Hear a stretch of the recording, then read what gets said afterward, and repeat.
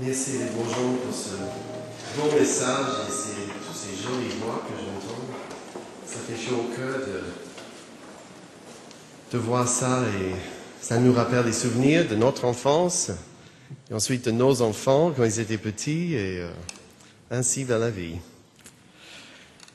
Bon, pour introduire notre sujet aujourd'hui, j'ai quelques petits mots à dire et ensuite ce sera Olivier et Christelle. Un des éléments qui m'attire le plus en lisant la Bible est cette profusion d'histoires d'êtres ordinaires, simples, qui deviennent extraordinaires par l'action de l'Esprit de Dieu dans leur vie. Pour la plupart, ces personnes n'étaient pas si différentes que nous, comme tout à chacun.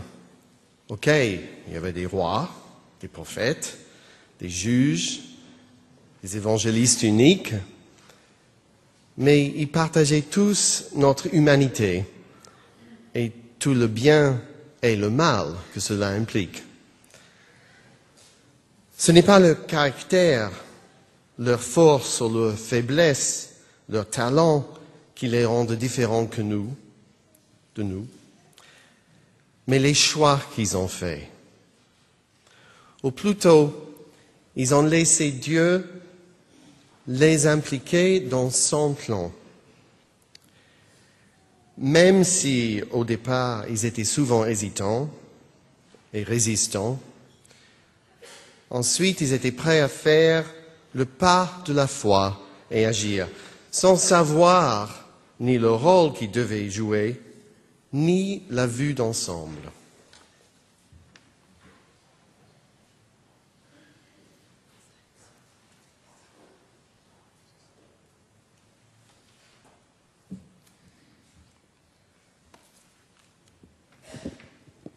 Genèse 50, verset 20. Vous aviez médité de me faire du mal.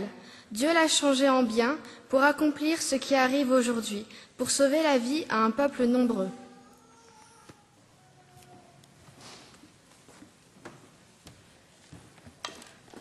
Bonjour à tous. Le texte qui vient de vous être lu est tiré de Genèse 50, verset 20. Voici un petit peu le contexte. Jacob est mort et les frères de Joseph sont inquiets.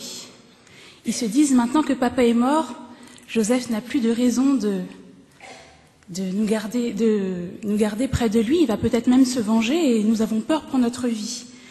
Mais Joseph les rassure en leur disant « Ne vous inquiétez pas, tout ce qui s'est passé avait un but précis. Tout ceci n'est pas arrivé en vain. Dieu avait un plan et c'est lui qui m'a amené là où je suis aujourd'hui. » Je vais vous parler ce matin de Joseph.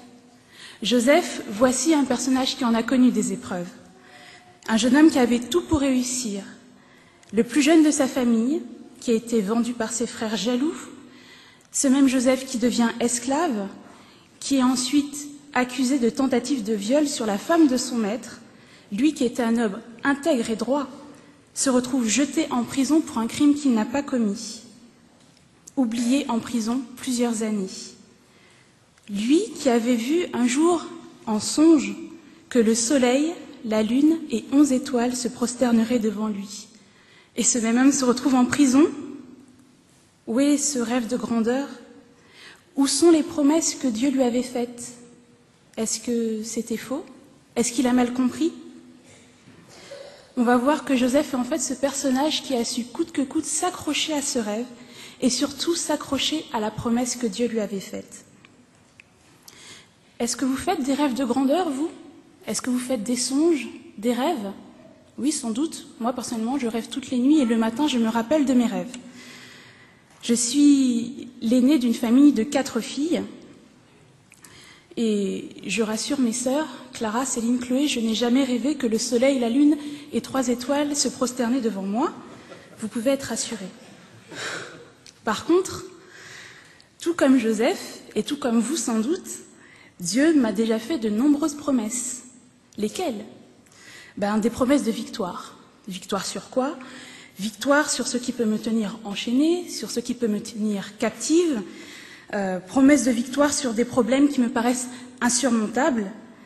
Mais à chaque fois que je suis dans ce genre de situation, je me rappelle cette chanson des Explos qui dit « Avec Dieu, nous ferons des exploits ». Alors, j'essaye d'avancer et de continuer. Mais revenons un peu à l'histoire de Joseph. Ô combien de fois il aurait pu abandonner tout espoir et toute confiance en Dieu. Tout d'abord, au fond de ce puits, poussé au fond de ce trou par ses propres frères. Est-ce qu'il a perdu confiance en Dieu? Moi, quand je me retrouve au fond du trou, et vous me passerez l'expression, poussé par les coups durs de la vie ou parfois poussé par les autres à terre, par leurs paroles, par leurs actions, est-ce que j'arrive à garder ma confiance en Dieu? Quand Joseph s'est retrouvé ensuite vendu par ses frères et amené loin de sa terre natale, amené captif, est-ce qu'il a encore perdu sa confiance en Dieu à cette occasion? Moi, vous, quand les épreuves arrivent et que nous sommes en proie au doute, loin de toute forme de réconfort, que même nos proches semblent nous tourner le dos, est-ce que nous gardons confiance en Dieu? Est-ce que nous nous souvenons de ces promesses de victoire? Ou sont-elles devenues de simples souvenirs ou de simples mirages? Joseph est donc ensuite vendu comme esclave. Lui, le fils d'une famille prospère, lui qui était le préféré de son père. Un esclave. Mais où est le rêve de grandeur? Où sont les étoiles qui se prosternent? Le rêve est envolé. La promesse était vaine? Non, je ne crois pas. Joseph ne le croit pas non plus, il continue, il persévère, il continue à s'accrocher à Dieu et à sa promesse. Dans Genèse 39, les versets 2 à 6, nous lisons ceci. « L'Éternel fut avec Joseph, de sorte qu'il réussissait tout ce qu'il entreprenait. Il demeurait dans la maison de son maître égyptien. Celui-ci remarqua que l'Éternel était avec Joseph et faisait prospérer tout ce qu'il entreprenait. Ainsi, Joseph obtint la faveur de son maître qui l'attacha à son service personnel. Il l'établit comme intendant sur sa maison et lui confia la gérance de tous ses biens. À partir de ce moment-là, l'Éternel bénit la maison de l'Égyptien à cause de Joseph. Sa bénédiction reposait sur tout ce qu'il possédait, dans sa maison comme au champ. Alors Potiphar laissa tout ce qui lui appartenait entre les mains de Joseph, ne s'occupant plus de rien, sauf de ses repas. Joseph le sait. Dans son malheur, Dieu ne l'a pas abandonné. Au contraire, Dieu l'accompagne. Il lui donne beaucoup de victoires, de réussite sur ce qu'il entreprend. Joseph aurait même pu aller jusqu'à se dire, mais finalement, ce rêve que j'ai fait, peut-être qu'il se réalise. J'ai une certaine position, je suis l'intendant de Potiphar. Potiphar n'est pas n'importe qui, c'est le chef de la garde de Pharaon. Oui, il aurait pu se dire, finalement, peut-être que la promesse de Dieu s'est accomplie. Mais attention, non content de nous tenter, de nous désespérer, de nous faire croire que les promesses de Dieu sont des objectifs impossibles à atteindre, Satan, quand on persévère, va plus loin. Il essaye de nous faire accepter de pâles copies de promesses. Ça y ressemble, ça en a la couleur, l'aspect. Presque toutes les composantes de la promesse que Dieu m'avait faite sont réunies. Ça y ressemble vraiment, mais seulement, ce n'est pas ça, c'est presque ça. Joseph l'a bien compris, il sait que ce n'est pas encore ce que Dieu veut pour lui. Il lui a promis une position honorable, grande, il sera au-dessus de tous.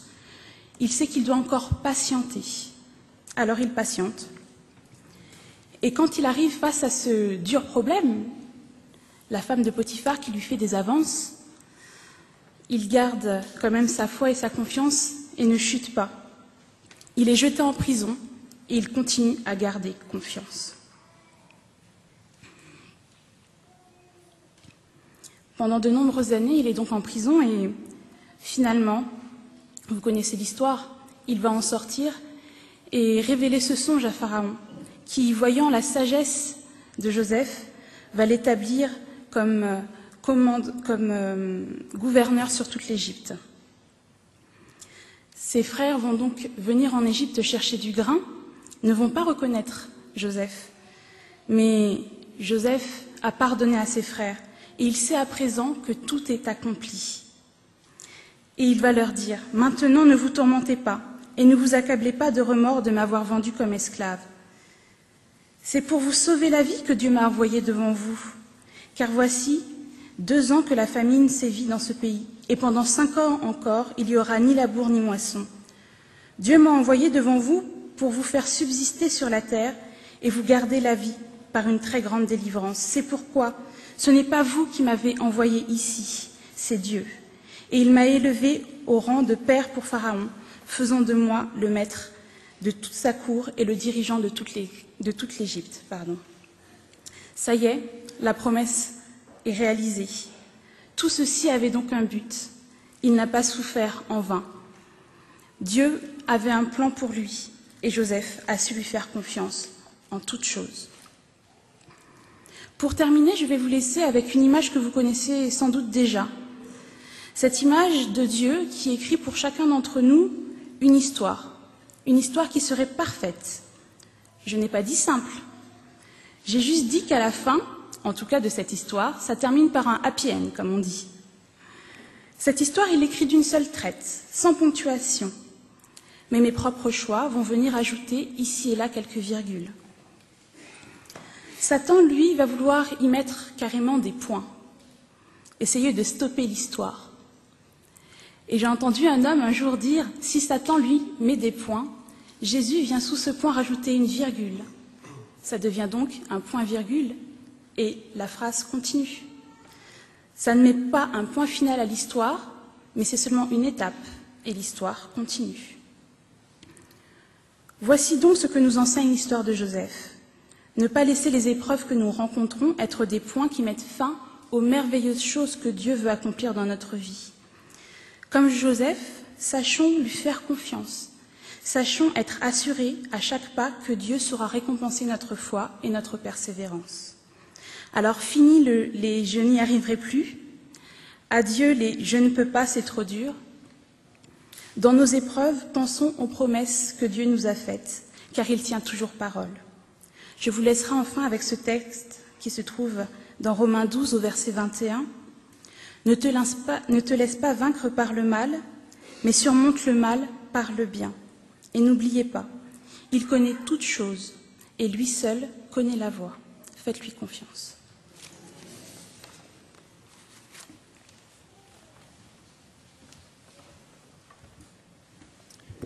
Est-ce que Stéphanie est arrivée?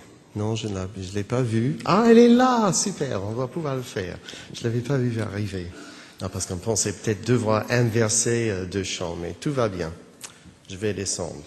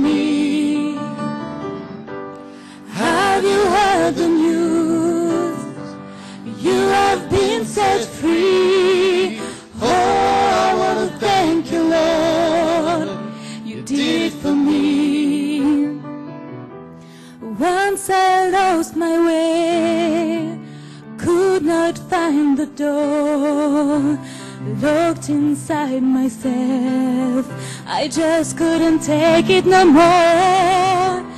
Then I found the key I had never tried. There on Calvary, where my Jesus died, where my Jesus died. Have you heard the news? You have been set free. Oh, I want to thank you, Lord. You did it for me. Have you heard the news? You have been set free. Oh, I want to thank you, Lord. You did it for me. When I face the church to pay the Lord's demands, I want to myself live in Jesus' hands. 31:18, that's when I was crying.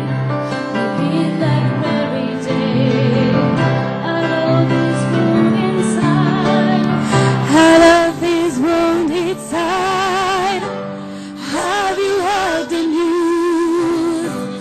You have been set free. Oh, I want to thank you, Lord. You did it for me. Have you heard the news?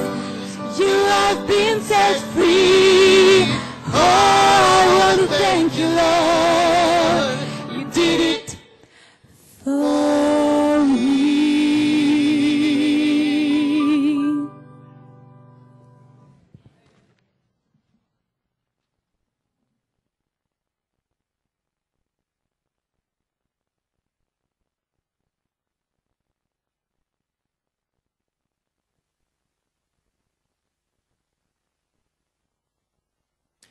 « 1 Samuel 14, verset 6.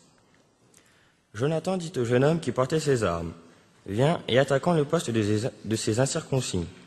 Peut-être l'Éternel agira-t-il en notre faveur, car rien ne l'empêche de sauver par un petit nombre, aussi bien que par un grand. »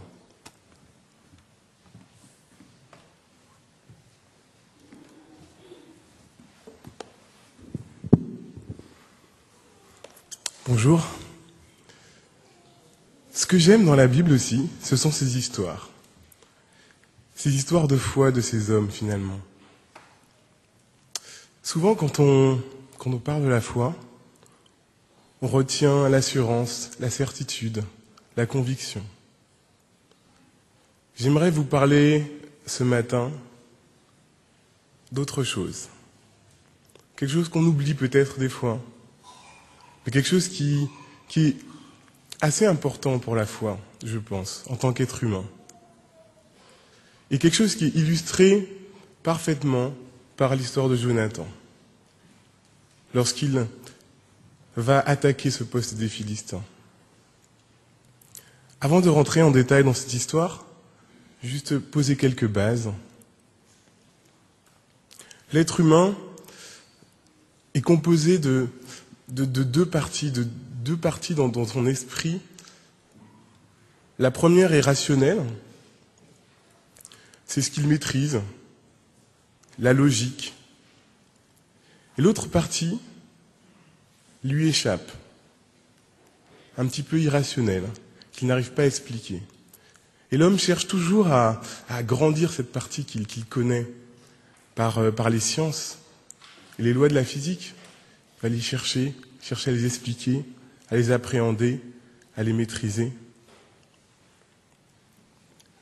Mais il y aura toujours cette partie qui restera inexplicable. Et comme le disait un scientifique, la connaissance est un peu comme un vase, mais ce n'est pas un vase qu'on remplit et à un moment donné il est plein. C'est plutôt un vase qu'on remplit, et arrivé à une certaine hauteur, on se rend compte qu'il est communicant avec un autre vase et qu'il faut remplir aussi celui-là, et ainsi de suite. Et plus on connaît de choses, et plus on en a à découvrir, et plus on se rend compte de ce qu'on ne maîtrise pas. Et Jonathan, revenons à l'histoire de Jonathan, au verset 6, 1 Samuel 14. Vous pouvez le prendre avec moi. 1 Samuel 14, verset 6. Jonathan exprime quelque chose qui est souvent oublié quand on parle de la foi. Un mot assez bref. 1 Samuel 14, verset 6, deuxième partie. Peut-être. Ce simple mot n'exprime pas la certitude, l'assurance. Exprime le doute, le questionnement. Peut-être. Vous connaissez l'histoire, on l'a étudiée il y a quelques semaines dans l'école du sabbat. Jonathan s'apprête à attaquer un poste de Philistin. Et ce doute est légitime. Dans son aspect logique, humain, d'être humain, il est avec son compagnon et il va attaquer un poste d'une vingtaine de Philistins, ou plus. N'importe quelle personne sensée, raisonnable, dirait « Trouvons un autre plan. Choisissons une autre voie. » Et Jonathan exprime cette incertitude, peut-être. Mais il lie tout de suite cette incertitude qui s'exprime, j'ai envie de dire dans sa partie humaine, à quelque chose qu'il ne maîtrise pas, à une certitude, mais qu'il ne maîtrise pas. Peut-être le Seigneur agira-t-il en notre faveur, car rien n'empêche le Seigneur de sauver, que ce soit par un petit nombre ou par un grand nombre. Vous allez me dire, c'est vrai, mais pourquoi appuyer sur cette partie, sur le doute? Parce que c'est quelque chose qui fait partie de nous. Nous sommes des êtres humains et nous avons cette partie logique, rationnelle, qui réagit lorsque nous rencontrons une épreuve et qui s'interroge en disant mais est-ce possible? Et Jonathan exprime aussi cela, mais avec la conviction qu'avec Dieu tout est possible. Le doute, que serait la foi sans le doute? Finalement, que serait le fait de croire à des choses certaines, démontrées, que tout le monde admettrait? Quel serait notre intérêt? Pourquoi parler de doute? Parce qu'il me semble qu'il y a une relation très forte entre cette interrogation qu'on a au départ, cette chance de succès qui est minime, et la portée de l'acte de foi que va accomplir Jonathan. Prenons un petit peu plus loin, à partir du verset 13. Jonathan monta en s'aidant des mains et des pieds, et celui qui portait ses armes montait derrière lui. Les Philistins tombèrent devant Jonathan, et celui qui portait ses armes donnait la mort derrière lui. Lors de cette première action, Jonathan et celui qui portait ses armes abattirent une vingtaine d'hommes sur l'espace d'environ la moitié d'un arpent de terre.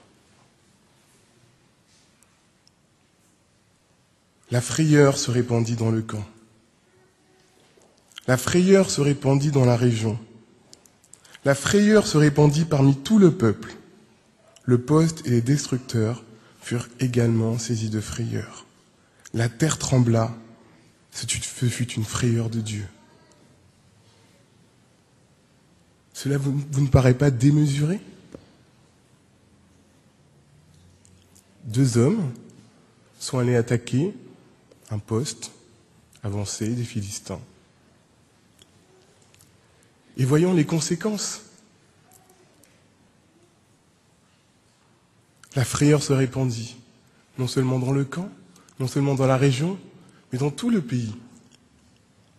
Et il me semble que la portée de l'action de Jonathan est due en partie au fait, à l'improbabilité de cette action.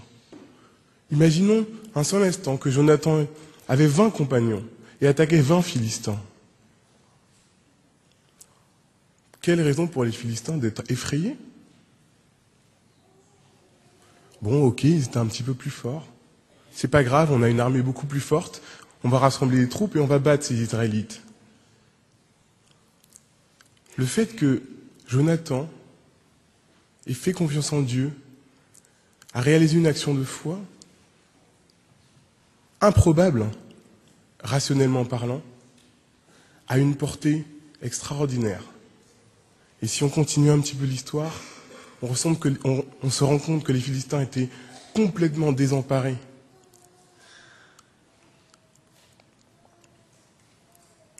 Un élément qu'on n'a pas évoqué dans cette histoire, que je souhaiterais souligner pour conclure.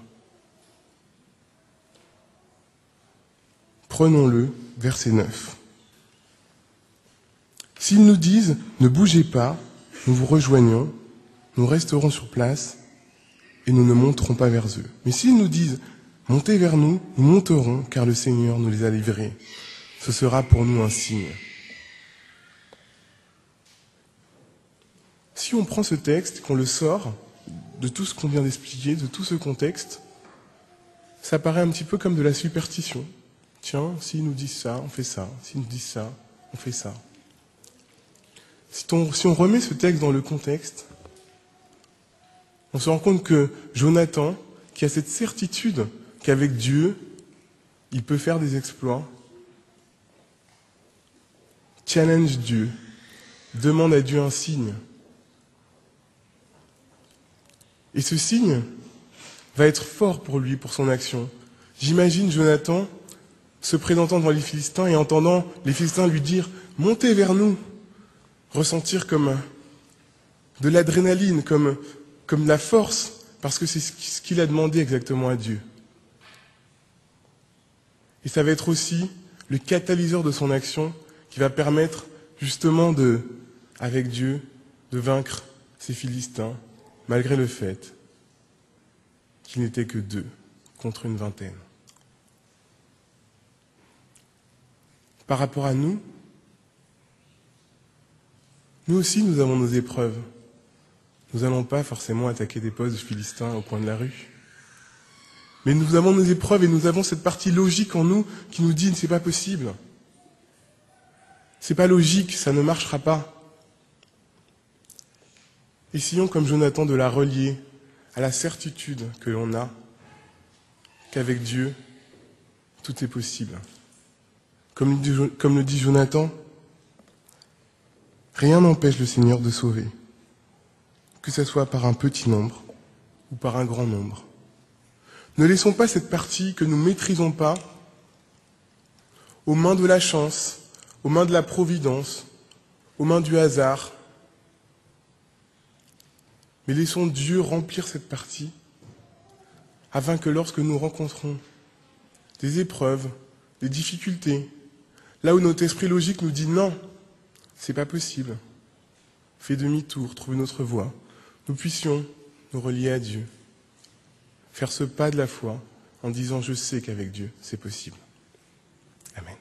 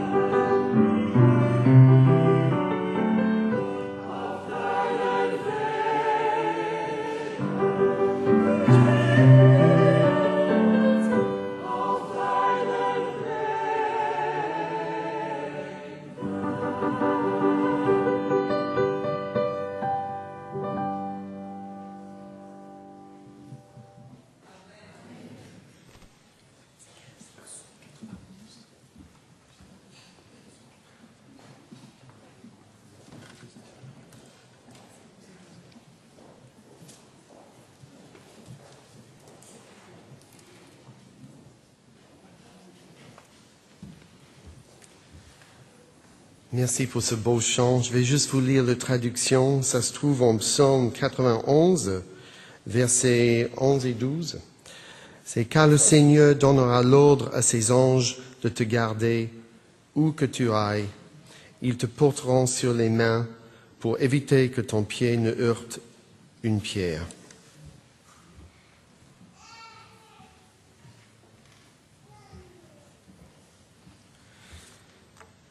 Et pour conclure, juste avant de commencer, je voudrais relire en partie le verset qui était lu au début, en Hébreux 11, versets 8 à 10. Je dois dire, c'est un de mes versets préférés, passages préférés de la Bible.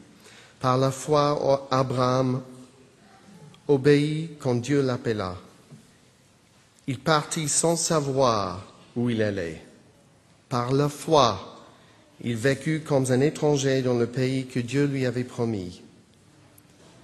Car Abraham attendait la cité qui a de solides fondations, celle dont Dieu est l'architecte et le constructeur. Cette volonté de suivre Dieu et d'agir avec courage et amour envers nos prochains me rappelle l'histoire de Vedran Smailović, connu comme le violoncelliste de Sarajevo. En 1992, au plus fort du siège de la capitale de la Bosnie-Herzégovine, 22 personnes qui patientaient pour acheter du pain ont été tuées. Vedran Smailović a décidé de faire le pas de la foi. Les bombes explosaient sur toute la ville. Des tirs d'embuscade partaient dans tous les sens. Et Vedran, il a pris son violoncelle, s'est installé à la grande place de la ville et il a commencé à jouer. Un journaliste s'est approché de lui et lui a demandé « Monsieur, pourquoi jouez-vous de votre violoncelle pendant qu'il bombarde ?» Et il a répondu, « Pourquoi bombarde-t-il pendant que je joue du violoncelle ?» Il a continué à jouer à cette même place chaque jour pendant des mois. Toujours la même musique, l'adagio en sol mineur d'Albinoni. Et il lui a fallu peu de temps pour attirer l'attention des médias et ensuite du monde entier. Son acte était simplement de jouer de la musique. Mais dans une situation d'insécurité où la plupart de nous aurions couru se mettre à l'abri, je pense. Il n'a pas parlé, il n'a pas essayé de convaincre, il a simplement joué de son violoncelle. Son acte parlait plus fort que des mots. Et quand le journaliste lui a posé la question évidente, il a répondu en inversant les mots avec une autre question qui a complètement changé la perspective. Il y a à peu près un mois, j'étais dans le métro, comme nous tous, n'est-ce pas? Je crois que c'était Saint-Lazare. Je crois que c'était pendant les grèves, donc il y avait plein de monde, c'était... Et sur le quai en face de moi, il y avait un monsieur, sa Bible à la main, prêchant à la foule. En fait, il criait plutôt que prêchait. Un message d'avertissement, de reproche et de jugement imminent. Mon premier ressentiment, c'était de la gêne, car en tant que chrétien, j'étais en quelque sorte associé à cette diatribe. Mais ensuite, j'ai pensé au ministère de Jésus. Et comme chaque parole était un acte d'amour, sa miséricorde vers la femme adultère, la Samaritaine au puits. Même quand il prêchait aux 5000, il les nourrissait en même temps. Jésus, tout en étant Dieu, dépendait pleinement de son Père et cédait sa volonté à celle de son Père. Si souvent, nous voulons tout maîtriser, même de notre relation avec Dieu. Nous voulons confiner Dieu. Nous voulons qu'il se conforme à notre faible compréhension de lui. Nous devons constamment nous rappeler que nous ne sommes pas le peintre. Nous ne sommes pas le compositeur. Nous sommes simplement des notes sur la portée, des couleurs sur la palette. Nous ne créons pas le tableau ou la symphonie. Notre rôle est d'être prêt à faire le pas de la foi, de faire ce qui semble insensé sur le moment. Mais comme nous ne voyons pas le grand dessein, cela exige une confiance totale en Dieu. Tout ce que nous faisons fait partie d'un dessein merveilleux que nous ne voyons pas de notre perspective. Nous voyons les desseins merveilleux de Dieu avec la perspective de l'histoire. Mais les hommes et les femmes de foi de la Bible ne percevaient probablement pas cette perspective. Ils agissaient courageusement par la foi et avec l'Esprit de Dieu. Une leçon pour nous tous. Selon leur exemple, nous aussi, nous devons agir. Et quand nous savons que Dieu dirige tout, de quoi et de qui, comme on chante souvent, pourrais-je avoir peur? Hein? C'est le chant préféré, je pense, de cette Église. Je pense que nous avons peur seulement quand nous ne dépendons pas pleinement de Dieu. Et quand nous avons peur, malheureusement, c'est cette même peur qui est le message que nous donnons aux autres. N'oublions pas les mots de Ellen White, écrits dans le General Conference Bulletin en 1899. Peut-être vous le connaissez, cette citation, moi je l'aime beaucoup. Nous n'avons rien à craindre de l'avenir, sauf si nous oublions la manière dont le Seigneur nous a guidés et ce qu'il nous a enseigné dans le passé. Alors, faisons le pas de la foi. Allons à la grande place avec nos violoncelles. Soyons prêts à laisser l'Esprit de Dieu nous guider à sa façon puissante et mystérieuse. Cela enlève beaucoup de pression quand on laisse la place à Dieu pour nous conduire. Je voudrais juste terminer avec ce beau paradoxe de l'apôtre Paul qui se trouve en Romains 12, verset 1. Je vous exhorte donc, frères, par les compassions de Dieu, de offrir vos corps comme un sacrifice vivant, saint, agréable à Dieu, ce qui sera de votre part un culte raisonnable.